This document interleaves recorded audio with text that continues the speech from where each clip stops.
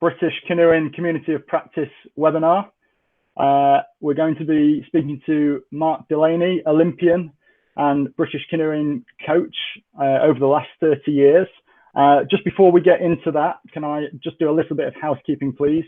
Ask you to, if you haven't already, switch your microphones to mute and switch your cameras off as well, please, so we can always hear and see Mark when he's chatting and sharing his insights.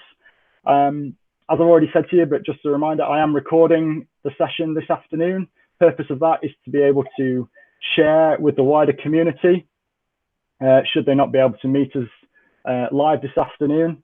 But those of you who are live, I'd just like to remind you, we'd love for this to be a really interactive session, so use the chat box on the right-hand side, ask Mark any questions that you think are relevant. We've got the opportunity to quiz an absolute coaching Jedi, a Master Yoda, if you excuse my sci-fi parlance.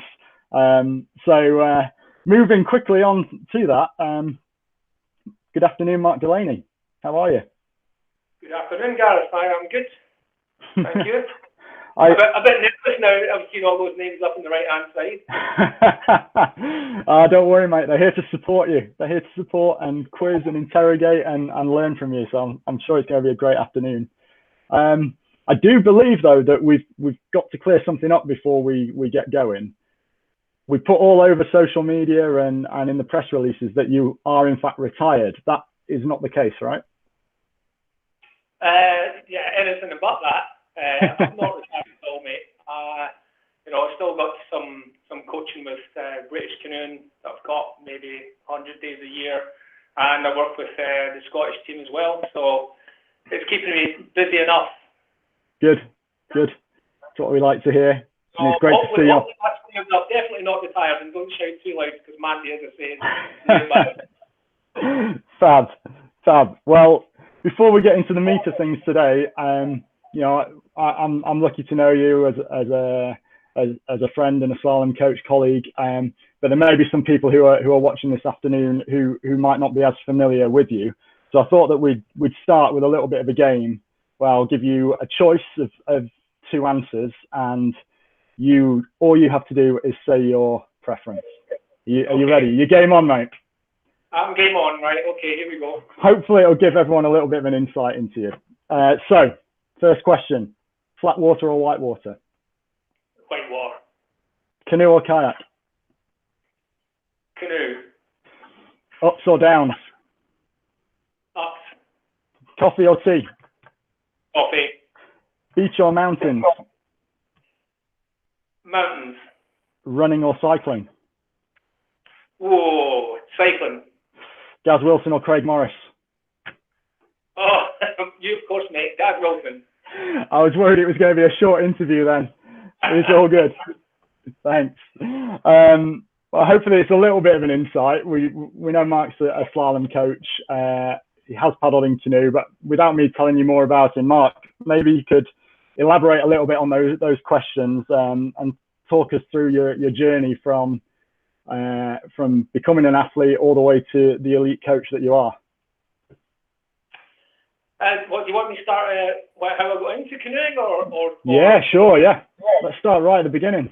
All right. Okay. Well, yeah. I mean, I was in the Scouts, and my big cousin Jimmy Gillis.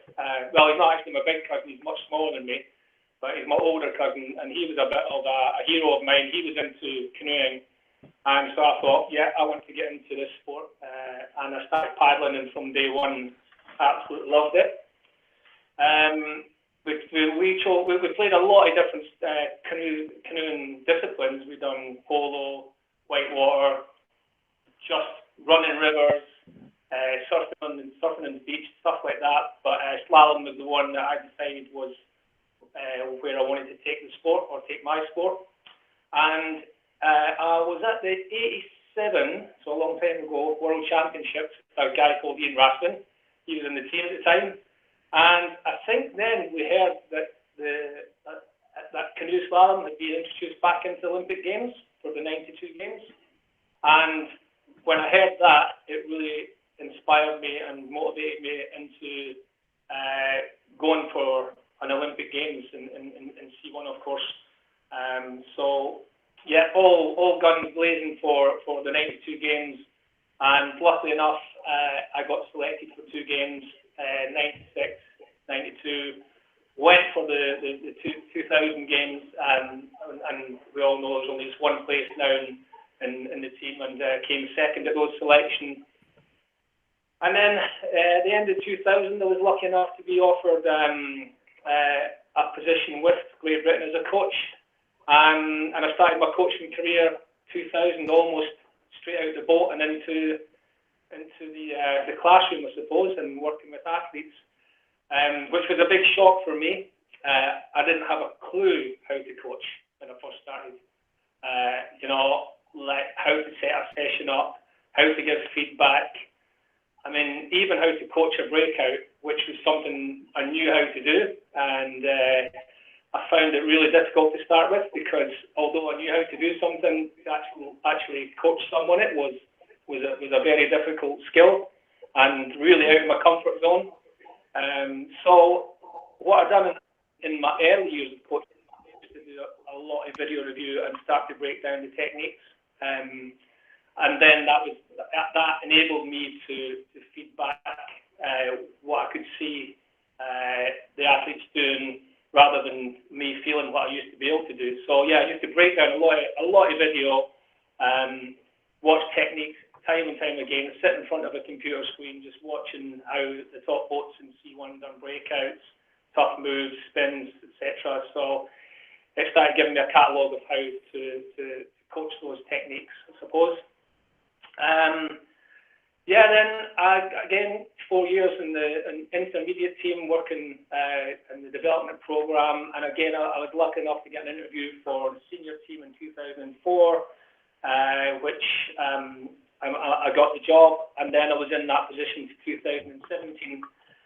Of course, coaching through 3 Olympic Games and quite a few World Championships. So I suppose that's a brief history of my coaching. And now, another exciting part of it is helping the program coach cover, and I've been working with the Scottish team, which has been great as well. So that's pretty quick and brief of canoeing and coaching history. Hope that helps a bit. Awesome, thanks. I mean, a very precise summary considering all the experience that you've had over that time. Just wondering if I can pick up on a couple of bits there that I've got an absolute ton of questions, my own and a load that have been sent in, and maybe I can just start to weave into some of those parts where what you've discussed. You said about your transition from being a paddler into a coach and kind of not knowing what to do as such, working out how to set up sessions or whatever. Or what was the biggest challenge actually moving from you being the paddler to then coaching? Was it simply the coaching knowledge, or were there other things at play as well? Well, I suppose not really having the confidence in what you think you should be an athlete, and I think that confidence grows over the years. A bit like anything, I suppose. I didn't really know how to feed back to athletes properly. Do you give them the stick or the carrot or whatever? And over I suppose few years, I started having my own coaching. Well, I was going to say coaching philosophy, but I remember my first interview with John Anderson. I think Colin Woodgate was in the panel as well, and I had to present on what at that time my biggest philosophy was in canoe slalom. And it's funny because the number one, the technique, and the positive 2 bits of that were in that original one. And I remember they gave me a scenario. So if you had 3 C1s and you were going to coach them for the next 4 years, where would your priority be? And I always remember saying I would be breaking the technique down and not letting them move on to longer courses until they knew how to do the techniques properly. And I suppose that philosophy's nearly stuck with me all through my coaching career. I never even thought about it again until I had to present after 2013 Worlds to you guys about and I have to really start thinking about those philosophies. But when I go back to the presentation I done back in 2000, really was what all my coaching philosophies were about. What do you think kind of like drew your mind to like the technical aspects of it? You know, we'll talk about positivity in a bit, but why do you think that became important enough to kind of present in your interview? Well, I mean, it's still the same today. Most of the runs break down because someone's technique falls apart, and the big separator is the guys that got the most robust technique. I know that the whole physical side and mental side goes on the side alongside all this, but actually most runs fall apart because they can't do the skill properly, or if they do the skill, it's a 1 in 10 skill that you know they can only achieve it once every 10 times they try it. So it sort of stood out a mile that and even from my time as a paddler, is that technique was the part that broke down in a run, and having the confidence to use that technique during the run and being really solid with it. Nice. Do you mind if we just explore the positivity bit as well? Yeah. I heard a podcast the other day with Stephen Rolnick, and he does a load of stuff around like motivational interviewing, and he talked about you know, the coach often sees the world through a lens where they spot things that they need to correct. But imagine if you were to put on a pair of glasses where you only saw a person's strengths. And something that I've always found when I work with you is that you're always able to kind of bring about positivity to a situation. So it might not be the same thing, but you definitely seem to have like this lens of positivity to frame things differently. Could you just explore that a bit with us and what that means to you and why you think it's beneficial? Well, first of all, I've always been a very positive person. Always, even through the times we're having right now, I'll find a positive side about it. I think most of all, an athlete doesn't need to know when they've done something wrong, because they know they've done it. So you don't have to go, well, you were far too tight into that breakout, for instance. They know they were far too tight in it, but what was the cause of going too tight into it? And then it's as soon as you say something negative, I think that can bring it can bring the athlete down a little bit. And I'll always try to look at what went well in the run first of all, rather than what went poorly. So it could be the full run, the competition run, what went really well. Start there, and hardly even talk about the negatives, because there's something that you can bring out at the end of the year review. You can bring out, well, what didn't go too well, and maybe we can start putting that into your program to make that better next year. So yeah, I've just always been a positive person and try to look at things maybe on the light-hearted side of things rather than being down as a person. So even if there's a big mistake, have a light-hearted view about it rather than getting all doom and gloom about things. Yeah. How have you found that works with athletes who may, let's to use the analogy, may have the lenses on where they only see the errors? Have you worked with anybody like that? And how have you dealt with that? I try and close that down straight away. So as soon as they come out with a negative about it, it's really like hit a positive straight away. Don't let them let that out of their cage, I suppose. I know it's coming, especially with some of the athletes I've worked with. And I'm not going to name anyone, but no. I know it's coming, and I try and deflect it straight away into something else. I'm trying to think of I'll maybe come back to this, but I'll think of a scenario that in a coaching day when someone said something and straight away it came back as, it could be anything, like I'm wearing the wrong tag today or something. Right, okay. What about that breakout? You were awesome on that breakout. Did you see that? Or great recovery or something. It's just straight back and don't even let them bring that to the table straight away. Just get it knocked down and something positive straight back to them. I was at a world class coaching conference a few years ago, and I can't remember the guy's name, but he was the head teacher from the school from Educating Manchester, I think it was called, the TV program. Yeah. Were you there as well? Yeah. And I remember him saying something like that to get rid of one negative thing heard, you need to be able to say 3 authentic positive things. And that really stuck with me there. It's like, and it kind of lends itself exactly to what you're talking about there, I think. You're creating a really positive. Yeah. So when an athlete might have a doubt about a move on a course, it's almost bringing a scenario that they've done a similar move to that really well in training or a past competition, rather than I told you the other day about Michael Johnson saying that he lives totally in the present. Michael Jordan, sorry. Yeah. He lives totally in the present. So it's why you're even worrying about a shot that you're going to miss, because you're not even taking that shot yet. And it's like, it is all about staying in the present. But if an athlete has a negative thought about a move, bring straight back in a move that's done really well in training or really well in a competition before, or even bring video evidence straight back and say, what are you talking about? Look at this, you can do this, you can do these moves easy. So, and what we've been working in training, you've been great at that. So always looking at the positive side of things and not the fear of the failure or being in the negative side of it. So, yeah.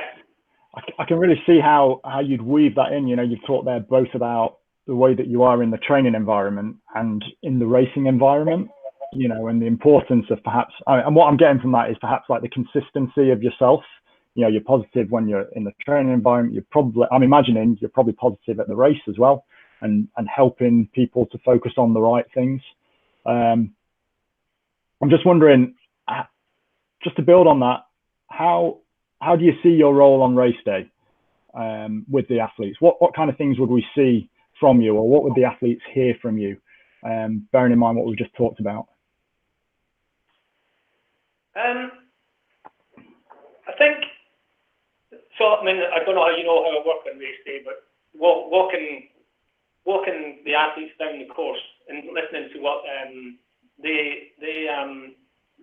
what's in their plan, and it's reinforce that plan and give them confidence in that plan as well, and then clear if they're unsure and they ask, then just clear strategy on certain moves.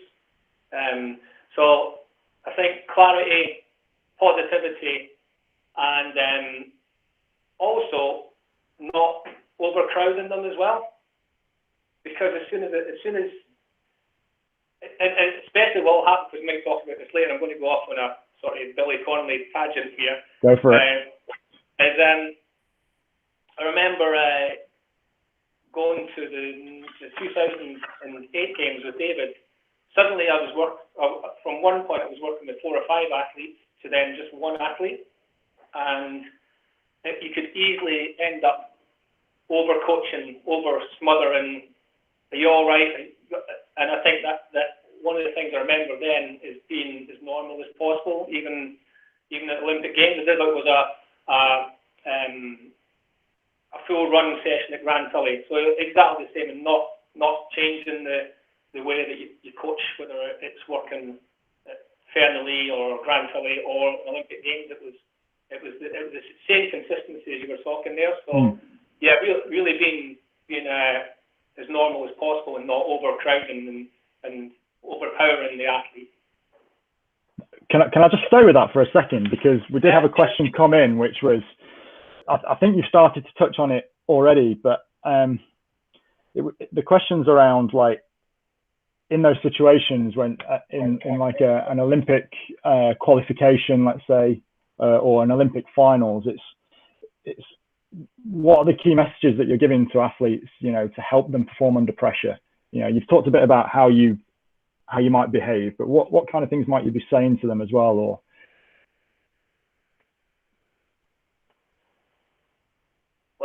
you know, the experienced athletes I've worked with at Olympic Games, they're already pretty experienced when they get there.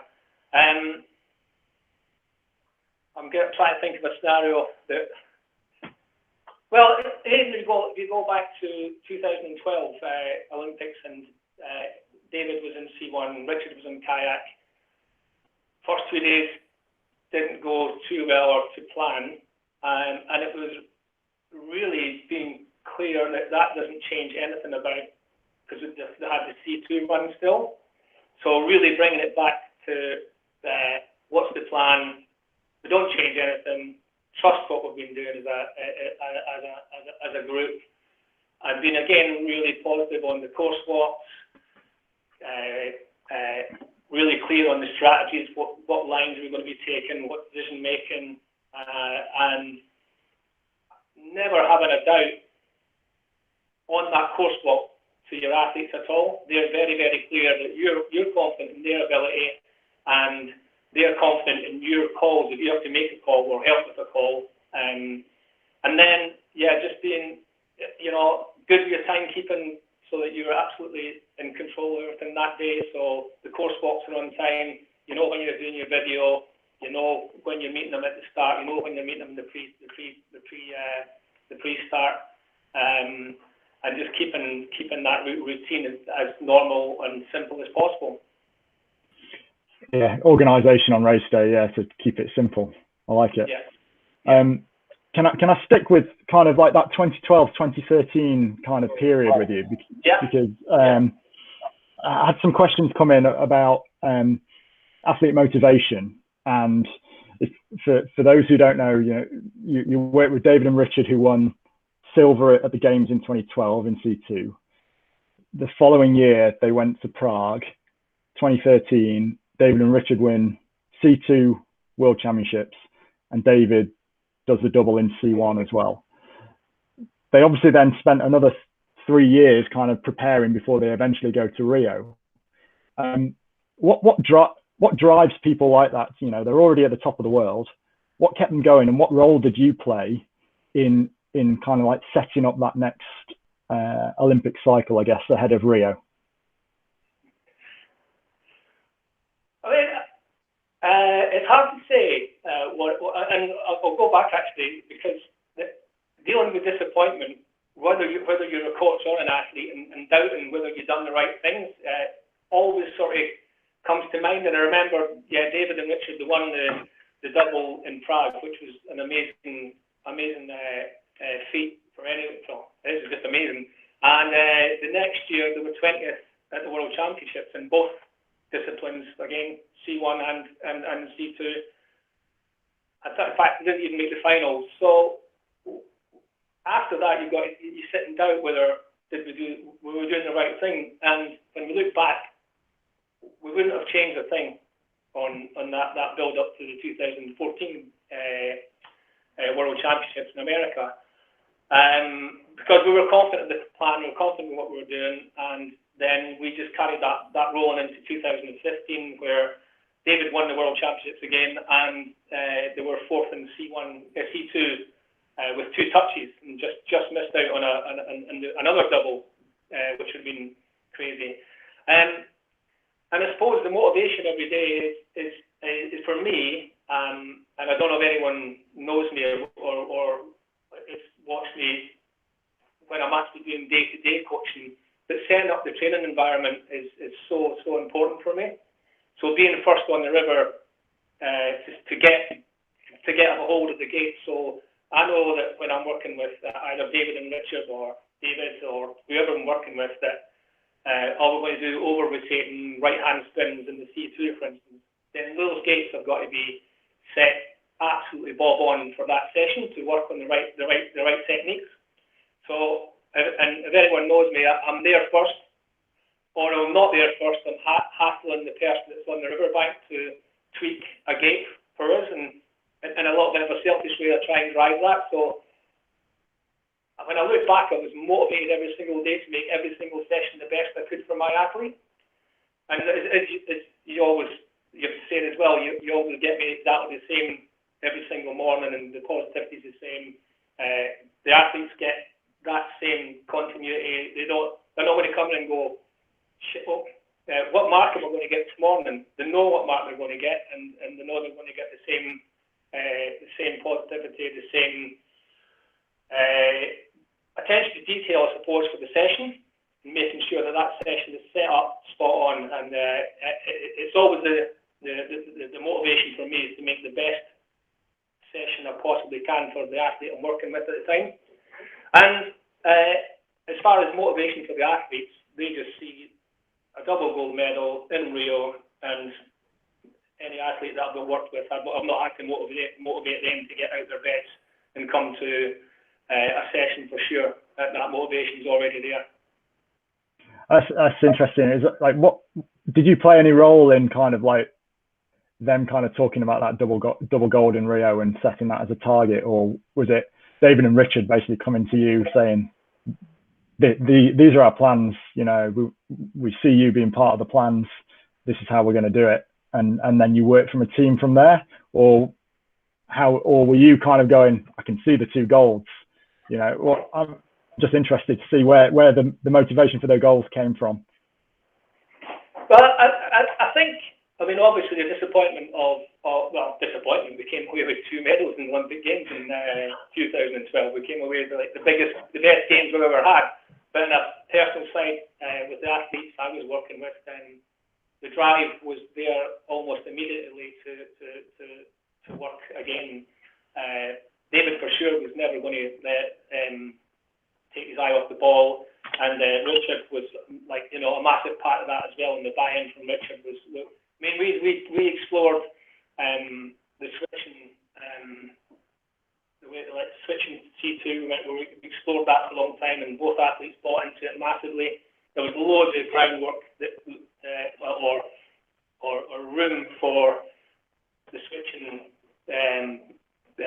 process to work really well, and you know, that was the sort of the next. We'd done a little bit switching before 2012, but we've done a big shift to looking at the switching project after that, and they've seen that as a big,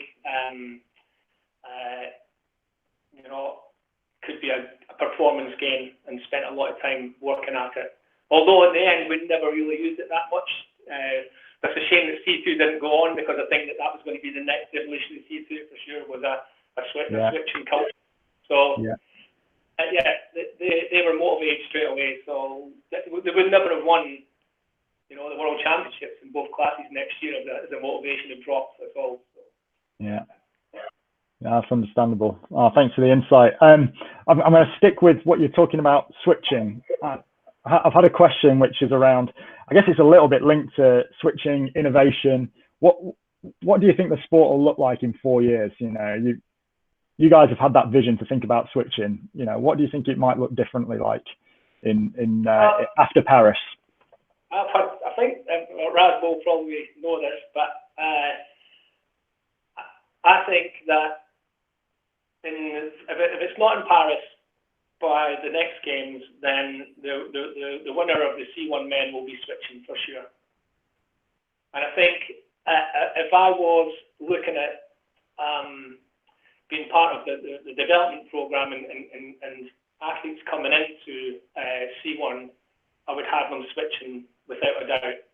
There's just so much evidence when you break down a run that some crossbow moves or moves that rotate the boats heavily onto the crossbow are so much harder to do and less consistent and not as quick. So it's a no-brainer for me, and I don't know if I, including myself, didn't start switching earlier, because the amount of times you get into trouble because you've just not got the technique in your crossbow. So the answer to that is switching will be. I mean, you can quote this if you want, but I think that switching is the future of men's C1. Okay, you heard it here. Well, I guess we'll see. We're seeing a couple of the men already kind of switching. David is continuing with a switching project. You know, you got Cipresi in Italy, and I think that it says in my impression, some of the younger guys now internationally are kind of engaging with that technique. Martin Thomas from France is using it very successfully. So I think, yeah, Dan Goddard's just made he's going to give us a list, as you can imagine, of who does it. Dan Watkins is a great example in Australia. And I think, of course, Fabian in 2014.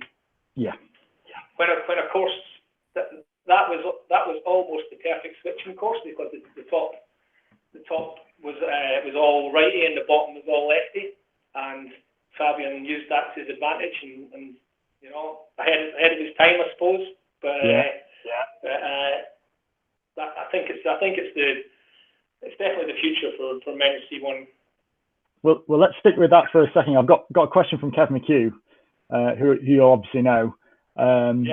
Linked to that kind of idea about awesome runs, you know, Fabian being able to do that in Deep Creek and switch that one time. Kev would like to know, what do you think is the best ultimate run you've seen live, and what made it special for you? Well, I suppose it's hard to say because well, for instance, there's loads of people done great runs, and I've watched so many great runs in canoe slalom, but not knowing what their intention was, I don't know if it was a plan A, plan B, intentional, or whatever. So it's hard to say that was the ultimate run, because you only know an ultimate run if it's 100% of the plan that you decided to go out and do.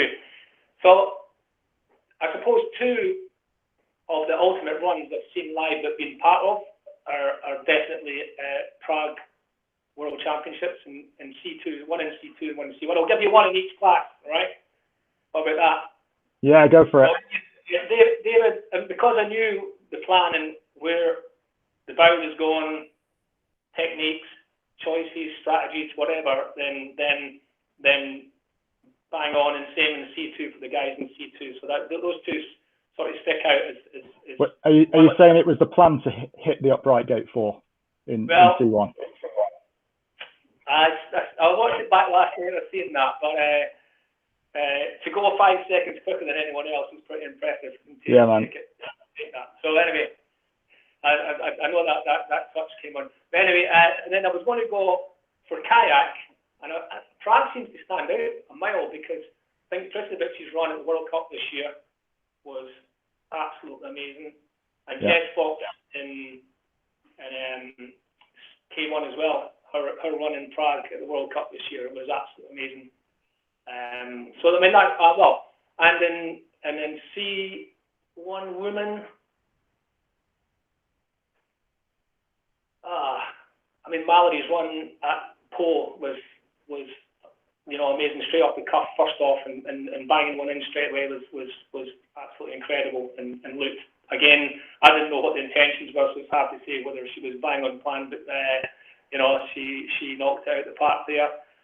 And of course, I mean, after my disappointing run in the Savage in 89, I was walking back up the course and seeing John Lumbo dragging a C1 down the course faster than anyone had paddled a C1 before, and almost as Duracell Bunny as you could imagine, just knocking the hell out of that course. So I've seen the ultimate run if you want to take that in 89, and I was actually in that competition, so that was pretty special to be there. Very cool. I've watched that one a few times online, and it's well, I didn't realise that the internet had memory big enough to be able to hold the entire run. It was so long, you know, even though it was light years ahead at its time, I suppose. Well, the first runs that morning, you wouldn't even have seen it, because the fog was right over the Savage, and there was that much of a gap between gate 4 and gate 5 that you couldn't see gate 5 from gate 4. It was like 100 meters between the two gates. Oh, so, wow. Anyway, I wonder if we can meander our way back to kind of like 2013 and well, 2012. I guess a little bit before that, and maybe to talk a little bit about your relationship with a long-term athlete in David. You know, I think that, correct me if I'm wrong, but I think you might have started with him in 2003, maybe. Yeah, 2003. I think officially 2003, but you know, when he moved to Nottingham in 2000, you know, we still had little meetings, and he would ask, you know, he would be asking for some advice on training and stuff. But 2003 to 2017, yeah. Well, and then you've obviously joined yourself and David joined forces with Richard. I think maybe winter 2008, 2009, maybe, to prepare for the games in C2. 2010 or 11, I think it was. Oh, okay, was it? Yeah, it was a bit later than that.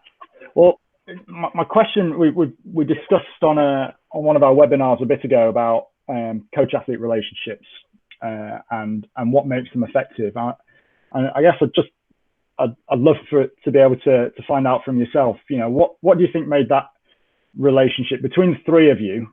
But I guess as well, talking about yourself and David being the longer one, what made those effective and sustainable, I suppose, to stay together for as long as you did?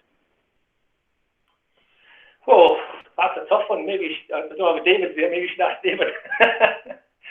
Why would he want to stay with me for that long as well? I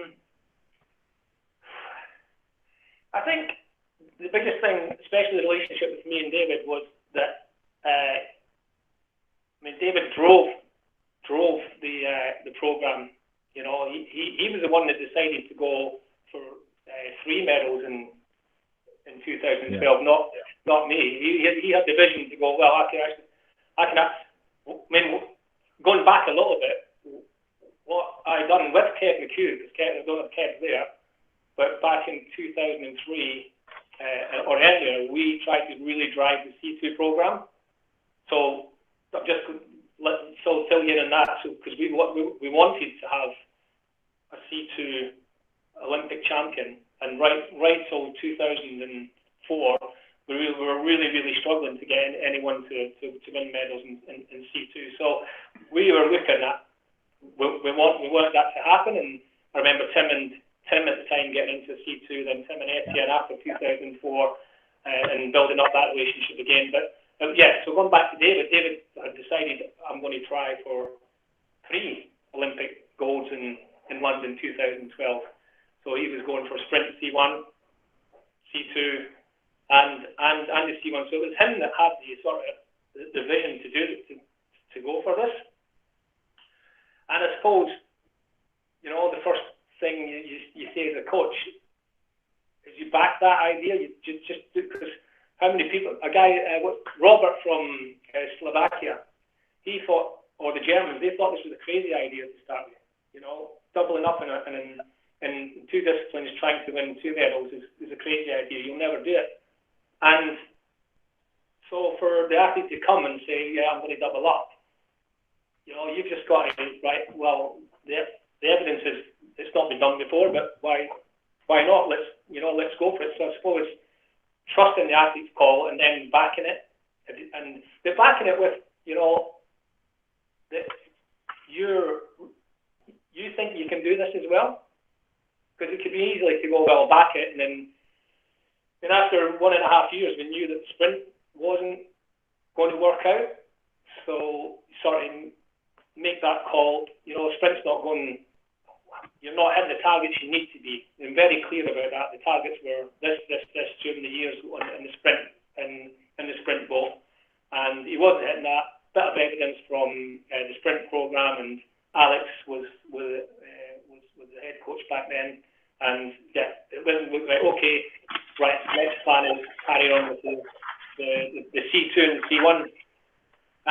So I suppose what's worked well throughout the career is we've bounce these ideas off each other, and you know, you support the athlete wholeheartedly until you think actually one might be affecting the other. So the C2 might be affecting your C1, but that was never the case. Even though we didn't go on to win another C1 medal, because that question might come out. It never happened. But the evidence wasn't there to say that it wasn't possible, because he'd done the double in 2013. He was winning medals in C1 right up to 2012, and he was still doubling up, and then went into the Rio Olympics with exactly the same. And that's just sports. Sometimes it's just that's how it works out. Is that on the day that the performance wasn't there. But yeah, going back to the relationship, I think it's just really like trusting each other. A lot of trust. I suppose David asking my opinions on either strategies or techniques or session type or trust in competition, trust in the battlefield, and we've built a lot of that over the years. So yeah, we somehow went through it without ever falling out or even having. Our discussions were always discussions and debates rather than arguments, I suppose. It's like, right, okay, let's just discuss this, and yeah. And they were never long. We never done masses of meetings and discussions. It was very, very simple, like pretty clear and simple, I suppose. It's not meetings every single week of what we're going to do. Let's discuss what happened last week. There wasn't a lot of that went on. Yes, like it sounds like it comes back a bit to your philosophy, keeping it simple, keeping it positive. Even when you're having those, I guess, not challenging discussions, I guess they're like performance orientated discussions, and it's just like you say, discussion rather than arguments. Because I can imagine you may have had different ideas, but at the same time you may have then like backed, whatever you agree on, you both completely 100% buy into. Yeah. I think if we go back to 2004 when really we started making a bit of a breakthrough after Athens, after the scene. And also trusting that you might take a different path to what is the normal. The normal back then was your normal year broken up into fitness work, then weights, then technique. It was a different way of training back in 2000 when I first started to 2004, and 2005 we went every single session onto the white water, which was a sort of break from the normal, and we just have to have a go at that and trust that it's something that we're willing to have a go at, and it worked, and it worked well. And he's never went off that philosophy since. It's been always white water and gates every single day. And Harley, the question you asked me at the start, flat water or white water every single time. I know you were talking about sprint, but even in slalom, it's flat water or white water. Yeah, white water every single time. So yeah. We broke away a little bit from what was normal back then, but we trusted it was the right thing, and supporting that as well, because a lot of coaches could have been headstrong and said, actually, no, I think we should maybe stick to, that's a bit scary to go outside that side of training. We want to stick with, no, you've got to do your VO2 work and your threshold work, and what about this? So it was, don't be scared to try something different.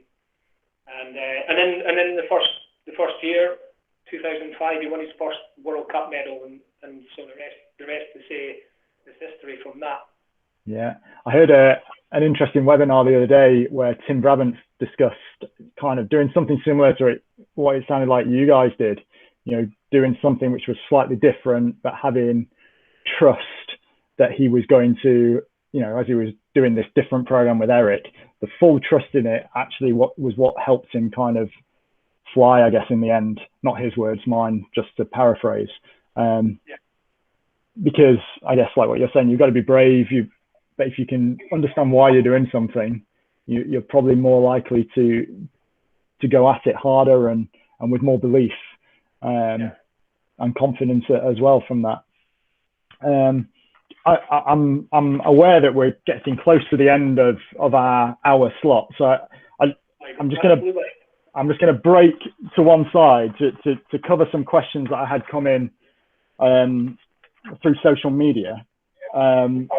You talked about that kind of, there's a slight link. You talked about that change in your training 2004 to 2005 with David. That coincided with a rule change where we went to shorter boats, and it's actually my old C2 partner sent a message saying, did your coaching change with the development of paddling equipment, i.e. the shorter boats, or with kit like the Racer ST? I don't think my coaching changed. I think that stayed exactly the same. I think that the athletes' techniques changed, which again brings you back to developing either new techniques, shorter lines, what boats were capable of. Because what I suppose if you go back to 4-meter boats, and when you paddled 4-meter boats, what in your head you still think that tight move is a tight move, and maybe the 4-meter boat will never get round in this time. So what the new boats brought out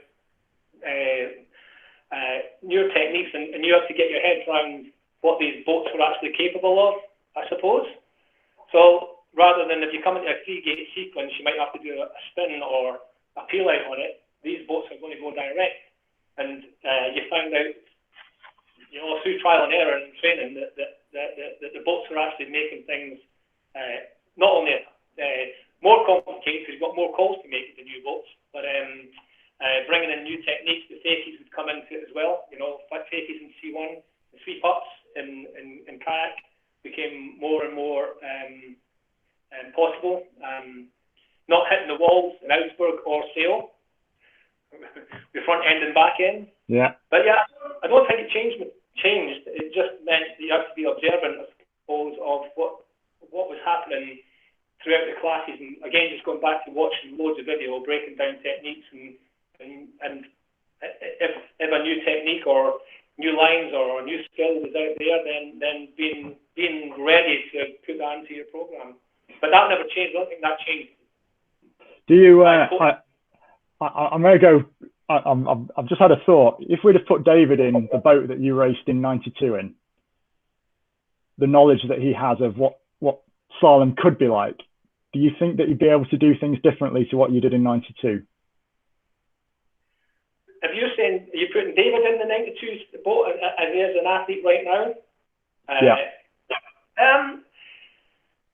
I mean, the sport's moved on. So I've been watching something on Facebook with the old. There's an old boys group in Facebook, and what they thought of slalom in the 70s is totally different to what it was in the 80s, and in the 80s to the 90s was totally different. So it's really hard to say. I mean, David's by far a better athlete than I was with the full-time training on whitewater all the time. I think you'd find it pretty tricky paddling those boats, but he would deal with it, and you would be faster than I was, or who was Gareth at the time. So you probably find that he paddled it quicker. He would find out the same difficulties we had with it, but be able to deal with them a bit more. Yeah. So yeah, I have to say, but he'd definitely be quicker for sure. I'm wondering what skills he may have ended up learning from paddling in the normal boats now, to kind of go into back to the low volume, kind of longer, slower turning, etc. Yeah, interesting. Greg, I'm just going to come to Greg's question. He's popped one in the chat, and I'm guessing that this might have been born out of what we discussed about kind of doing something a little bit different. Greg said that, he's asking, Greg, I think it's Greg Spencer, Greg S. Looking back over the long run, what has helped shape a performance department culture where coaches feel safe to experiment? Is there a lot further to go on that front? So I guess what enabled you to be able to do that in 2004, and what's happening now for that to be able to happen?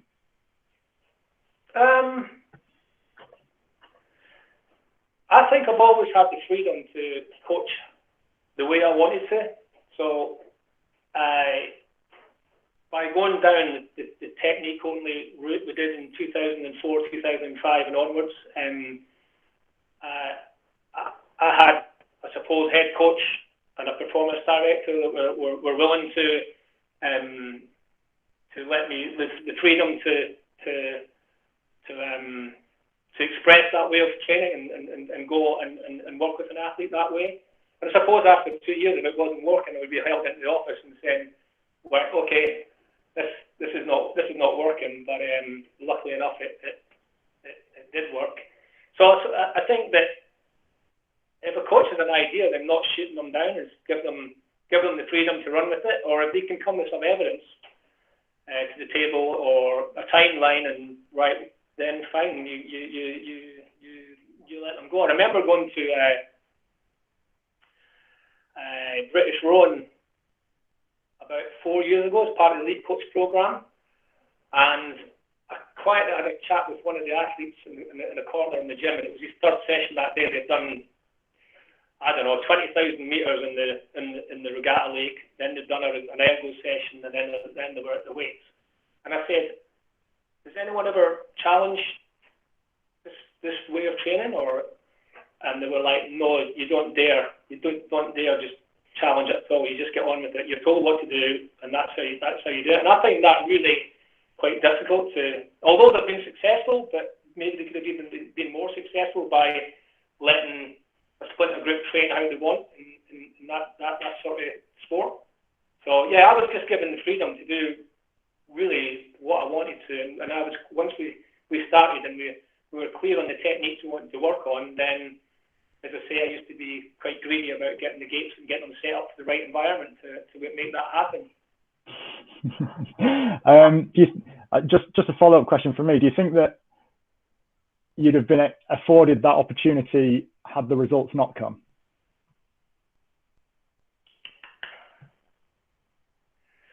Well, I suppose you would have been challenged at the review process every year. Yeah. And then you would really have to back up your why you're going down that route.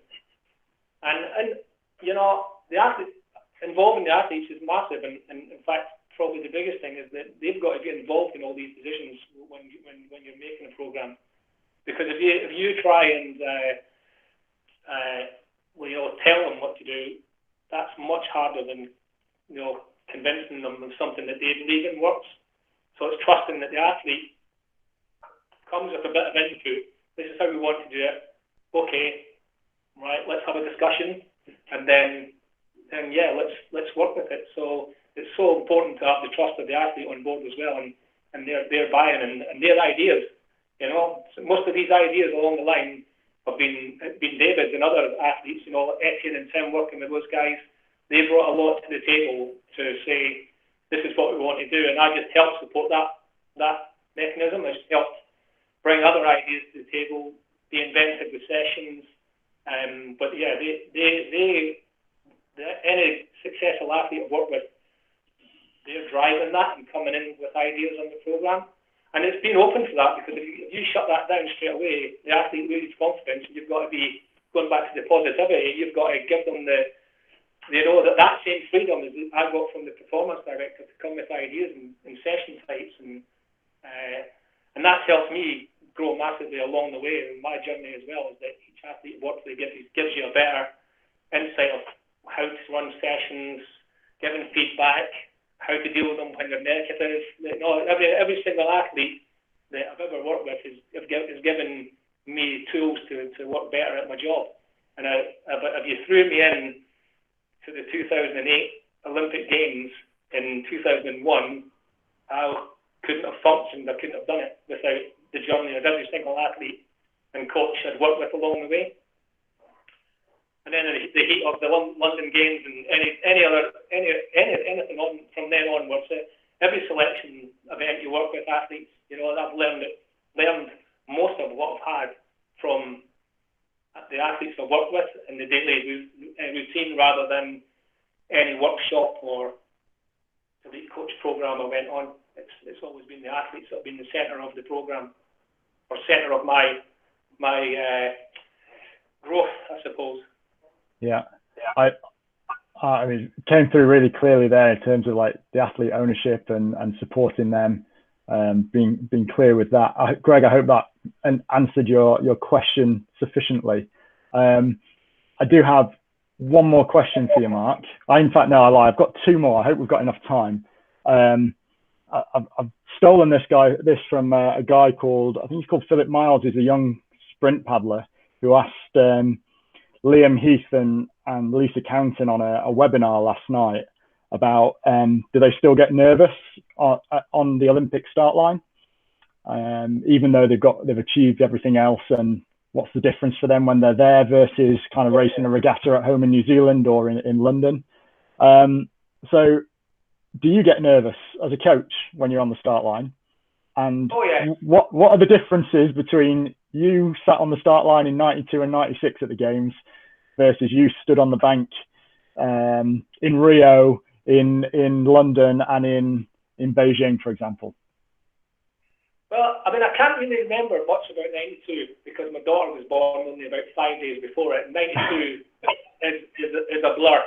But what I remember really, really vividly in Atlanta was, although I was nervous, I was so clear, and I had a pretty good run at Atlanta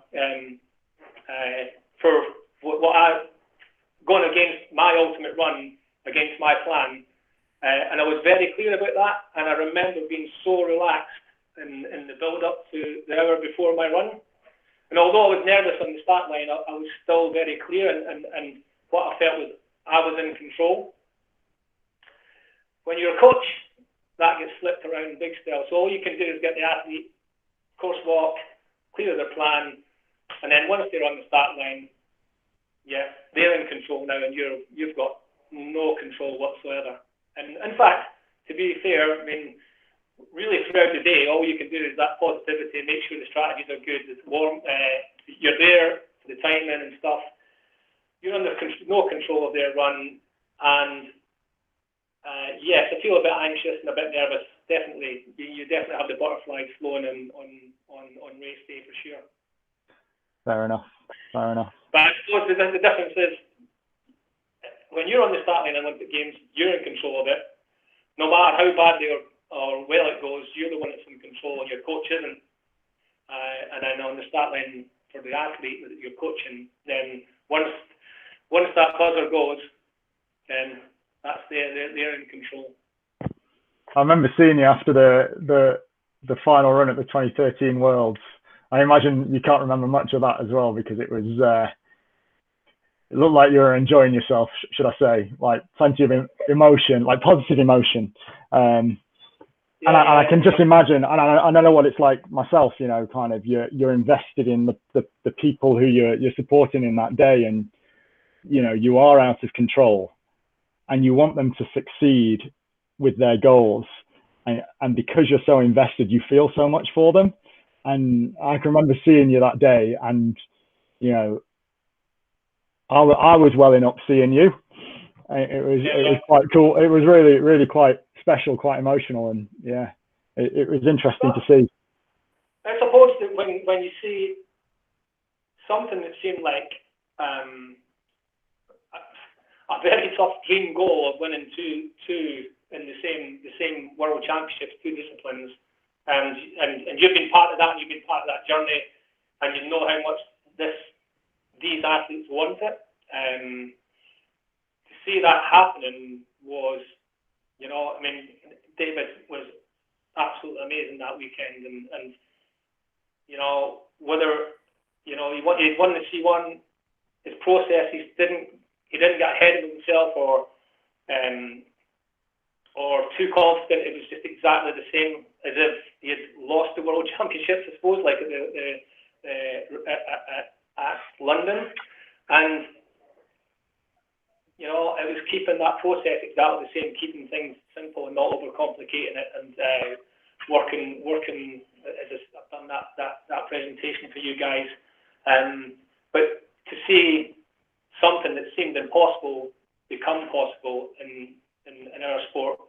You know, I mean, I was quite emotional that day. I was very, very, very, very pleased. You've got to say that. But I was so happy for the athletes that they'd done it, and in such amazing circumstances. You know, what the Olympics didn't go with David massively to plan the year before. But I mean, to win 3 Olympic medals is still a crazy, you know, career to have. And you know, but to go to Prague the next year and do that, I was just so chuffed for him, and he deserved every bit of that legendary status, I suppose, to come away with those medals, and it'll be something that, you know, I'll never I'll never forget that weekend. It was such a great day for that group of athletes. Well, thank you very much, Mark. Yeah, it's been great to hear your reflections this afternoon on what's been an amazing career for yourself personally as an athlete, and also as a coach to some amazing people. Things that I've learned from you, I'm grateful for. It's get out onto the bank early, and it's so much easier when you're not there. Even I know you're not retired, but you know, that's something I've certainly learned from you in terms of like thinking really carefully about setting up the environment to kind of match it with the athlete goals. And you know, I've been very grateful for the chat this afternoon, and really going to think carefully about moving forwards with ideas around clarity, ideas around keeping it simple, and I think what comes across so well from you is that idea of positivity, and that's something that I'm going to think really carefully about bringing into my coaching. And I hope that everybody else on the call today is able to kind of think carefully about the things that you've said and see how they might fit within their own coaching and nick any ideas if they think they're useful. So with that, I would just like to say, Mark, thank you very much, and all the best for the future. Yeah, well, thanks very much, guys. Dragging me out the garden on a day like this. So yeah, thank you very much. I've really enjoyed it. And I mean, any questions that are out there, folk who are on Facebook, if they want to send a personal message to me, and then I'm happy to do anything after this is finished. You know, and I'm always out in the riverbanks, and I will be out in the riverbanks from hopefully the next 3 or 4 years as well, because I'm not retired. Thanks, Mark. Okay, thank you. Great job, Delaney. Hey guys.